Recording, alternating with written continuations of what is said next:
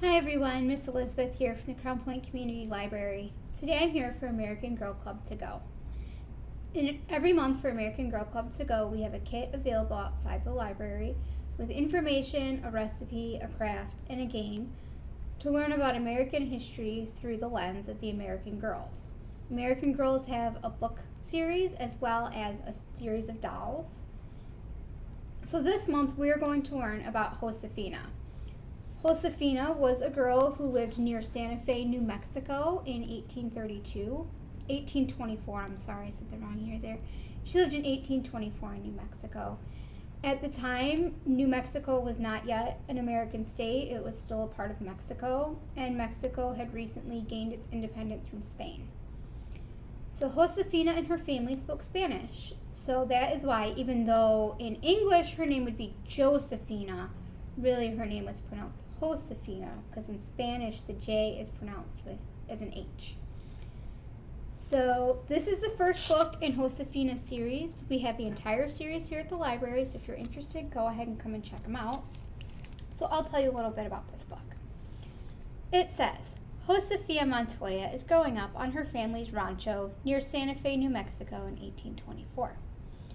Ever since her mama died a year before, Josefina and her three sisters have been struggling to carry on without her. One bright autumn day, happy news arrives. Her beloved grandfather is returning home after a long trading trip.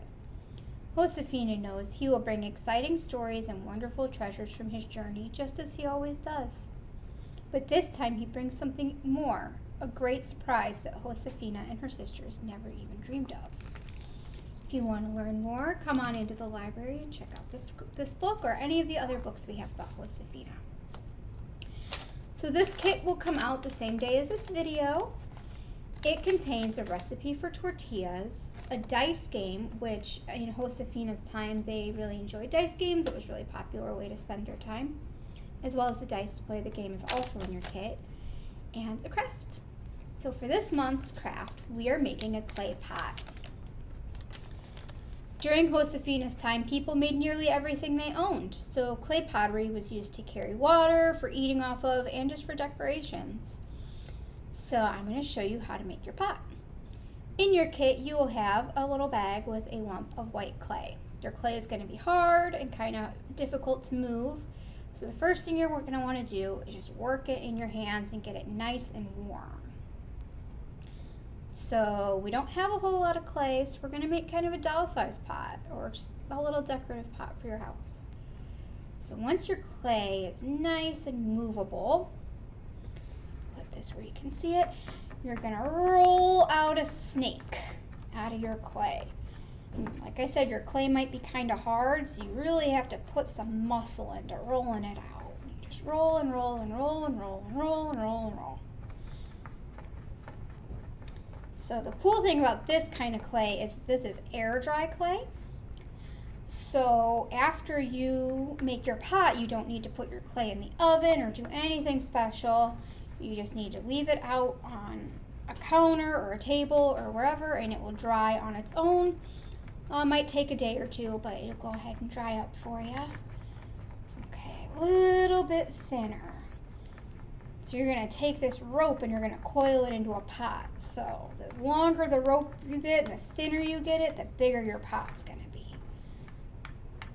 But it's up to you how you want to make it. If you want to make it with a big thick rope, that's just fine too. I'm sure it's going to look great. Okay, so now I've got my rope. And you just kind of curl it and then make it go a little higher here. And then you go around and around. And see, you just make it kind of go in layers there on top of itself. This is also kind of going to look like a basket, which is another thing that they used a lot in the 1800s in New Mexico. So you just keep rolling it on itself and then just kind of push it flat on the table there to flatten out your bottom, like that. Super easy, right? And you just kind of move the clay how you want it, make sure it's all stuck together real nice, and you've got a clay pot. So you're going to want to leave your clay pot out for, like I said, a day or two. It'll get nice and hard, no heat, no nothing needed. And then when it's done, if you want to paint it or color with it on markers with it, glue beads to it, sequins, whatever you have at home, you can go ahead and make your pot your own. And that's it. So thank you for joining us today for American Girl Club to Go. We will have another one next month where we'll learn about Addie.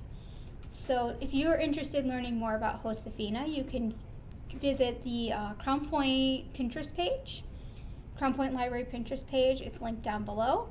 Or visit us at crownpointlibrary.org for more great virtual programs. Thank you so much. We'll see you next time and have a great day.